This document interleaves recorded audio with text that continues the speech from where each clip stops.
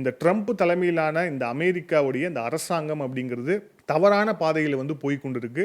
குறிப்பாக இந்த பாகிஸ்தான் என்கிற இந்த நாடையும் இந்தியாவையும் ஒப்பிட்டதை ஒரு காலமும் ஏற்றுக்கொள்ள முடியாது.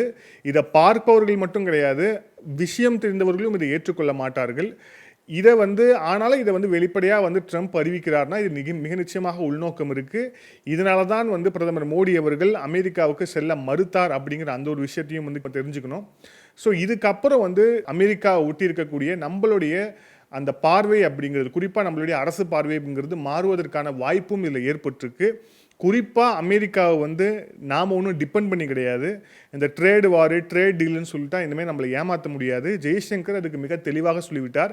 ட்ரேட் டீல்னா உனக்கும் லாபம் இருக்கணும், எனக்கும் லாபம் இருக்கணும் அப்படின்னு சொல்லிட்டு ரொம்ப தெளிவாக சொல்லிட்டாரு. ஸோ நாம் எங்கேயும் இறங்கி போல. இருந்தாலும் கூட அமெரிக்காவை இந்தியா பார்க்க வேண்டிய ஒரே ஒரு இடம் எதுனா அது குவாடு. குவாட் என்ற அந்த அமைப்பு சைனாவை கட்டுப்படுத்த உருவாக்கப்பட்ட ஒரு அமைப்பு. அந்த இடத்துல தான் இப்போதைக்கு அமெரிக்காவுடைய தேவை அப்படிங்கிறது இந்தியாவுக்கு இருக்குது. அமெரிக்காவுடைய தேவை இந்தியாவுக்கு இருக்குது அப்படிங்கிறத தாண்டி இந்தியா என்ற நாடுடைய தேவை அமெரிக்காவுக்கு இருக்குது. ஸோ இந்தியாவுடைய தேவை இருக்குது அப்படின்னு தெரிஞ்சிச்சுன்னா நான் வடக்கத்தோடு பேசணும் அப்படிங்கிற அந்த விஷயமும் இனிமேல் வரும் காலங்களில் அமெரிக்க அதிபருக்கு புரிய வைக்கப்படும். அதை நோக்கி இந்தியாவுடைய நகர்வு இருக்கும்னு புரிஞ்சுக்கலாம்.